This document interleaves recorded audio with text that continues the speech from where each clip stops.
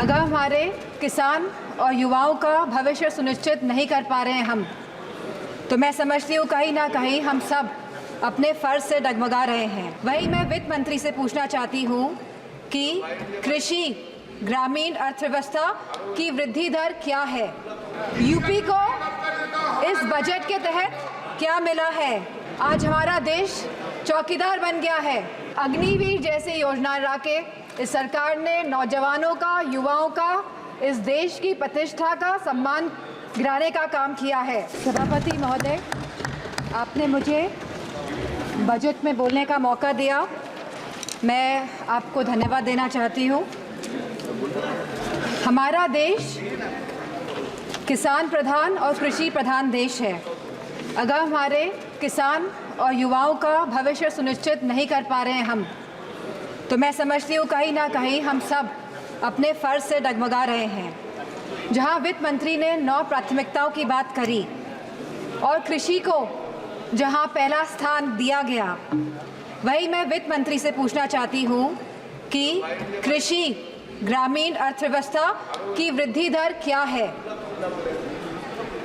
जहाँ यह कहा गया था कि 2024 तक आप किसान की आय दुगनी कर देंगे, 22 तक किसान की आय दुगनी कर देंगे, और जहां एमएसपी का वादा किया गया था, तो मैं पूछना चाहूँगी कृषि मंत्री से कि आज एग्रीकल्चरल इंफ्रास्ट्रक्चर में कितना बजट या सरकार द्वारा दिया जा रहा है।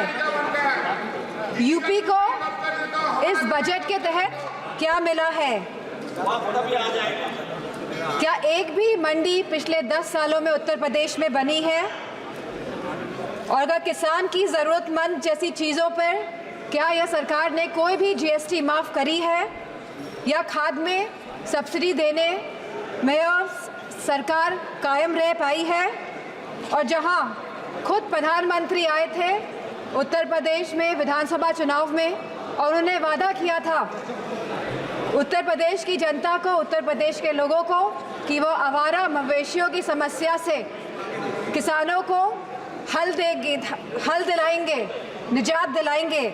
तो क्या इस आवारा पशुओं की जो समस्या है, जिसकी वजह से आज हमारा देश चौकीदार बन गया है, रात भर सो नहीं पा रहा है, तो क्या कोई प्रावधान बजट में रखा गया है इस समस्या को लेके। इसी के साथ जहाँ किसान आंदोलन में लगभग 700 किसानों ने अपनी जान गंवाई, जहाँ उत्तर प्रदेश में भी लखीमपुर खीरी में जहाँ किसानों को रौंदा गया मंत्री जी के बेटों द्वारा, हम पूछना चाहते हैं इस सरकार से कि जहाँ जो 2014 से 22 तक लगभग 1 लाख किसानों ने आत्महत्या की है, तो हम वित्त मंत्री से पूछना चाहते हैं कि प्रधानमंत्री फसल बीमा योजना के तहत कुल किसान लाभ कितना मिला है, और कहीं इसमें गिरावट आई है तो कितनी गिरावट आई है।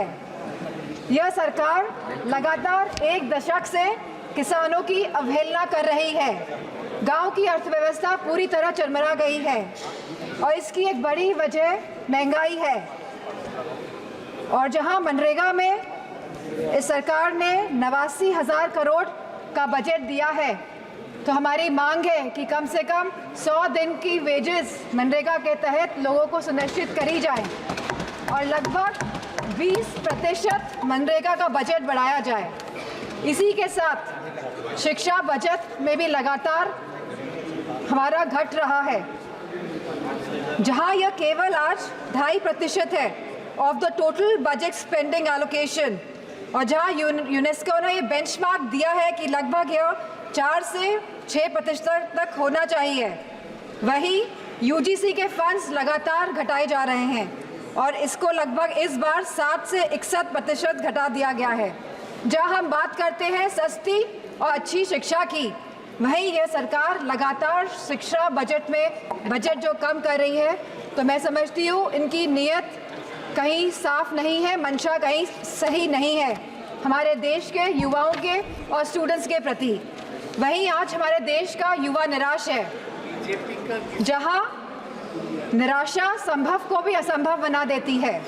तो मैं समझती हूँ जो वादे किए गए थे, जो रोजगार को लेके, सरकार पूरी तरह इसमें विफल रही है और लगातार बेरोजगारी दर बढ़ रहा है। जहां आज ये बेरोजगारी दर 9.2% है और जहां महिलाओं का बेरोजगारी दर 18.5% है। तो मैं समझती हूँ लगातार युवाओं का मनोबल गिराने का काम इस सरकार ने किया है और अग्निवीर जैसी योजना ला के इस सरकार ने नौजवानों का, युवाओं का, इस देश की प्रतिष्ठा का, सम्मान गिराने का काम किया है। जो सरकार सोशल जस्टिस की बात करती है, लेकिन आज भी यह सरकार जातिगत जनगणना से अपना मुंह मोड़ रही है। जहां अनुसूचित जाति जनजाति पर होने वाले अपराध लगातार बढ़ रहे हैं और उत्तर प्रदेश में यह अपराध नंबर 1 पे है और साथ ही महिलाओं के साथ जघन्य अपराध लगातार बढ़ रहे हैं। उत्तर प्रदेश आज इसमें भी टॉप लिस्ट पर है। तो मैं पूछना चाहती हूँ कि महिलाओं को सुरक्षा को लेकर यह सरकार क्या कर रही है। और जहां उत्तर प्रदेश में समाजवादी पार्टी की सरकार ने 1090 जैसी सेवाएं चलाकर हमने अपनी माताओं, बहनों, बेटियों को सम्मान दिलाने का, उनका हक दिलाने का काम किया था, तो इस बजट में क्या प्रावधान रखा गया है महिलाओं की सुरक्षा को लेकर। वहीं आज अगर स्वास्थ्य की बात करें तो लगभग 1.9% ऑफ GDP आज का खर्चा ये बजट दे रही है स्वास्थ्य के लिए। स्पीकर महोदय, there is no focus agenda for the healthcare of the country. Irrespective of the fact we are speaking about India being the 1st largest economy and moving towards the 3rd largest economy. And if we see the fast growing population of the country, so 1.9% of the budget is very less for the health services of the country. Sir, decision to exempt 3 cancer drugs is a welcome move by the finance minister, but it is a very small step in the right direction. Sir, ma'am, हमारे उत्तर प्रदेश में लखनऊ में एक cancer institute जिसमें लगभग 1000 करोड़ रुपए लगे हैं वो तैयार है, लेकिन ना केंद्र की सरकार ना स्टेट की सरकार ये सुनिश्चित कर रही है कि सुचारू रूप से वो कैंसर इंस्टीट्यूट चल सके, क्योंकि कैंसर के केसेस लगातार देश में बढ़ रहे हैं। और मेरा मानना है कि अगर ये कैंसर इंस्टीट्यूट सही ढंग से सरकार चला लेती है तो सस्ता इलाज हम अपने देशवासियों को दे पाएंगे। Very good suggestion. Ma'am, there is a massive gap between the demand and supply in the healthcare center, in the healthcare infrastructure. The doctors, the nurses, the technicians, इन सब की बहुत भारी कमी है। और जो बड़े बड़े वादे कर रहे हैं और जो बड़ी बड़ी बातें कर रहे हैं कि हमने बहुत बड़े बड़े एम्स बना लिए हैं, मेडिकल कॉलेजेस बना लिए हैं, लेकिन 100% तरीके से कोई भी मेडिकल कॉलेज या एम्स सुचारू रूप से प्रदेश में नहीं चल पा रहे हैं, क्योंकि भारी डॉक्टर्स की कमी है, नर्सेस की कमी है, टेक्नीशियंस की कमी है। इसी के साथ जो टीचिंग फैकल्टी में भी भारी टीचर्स की कमी है।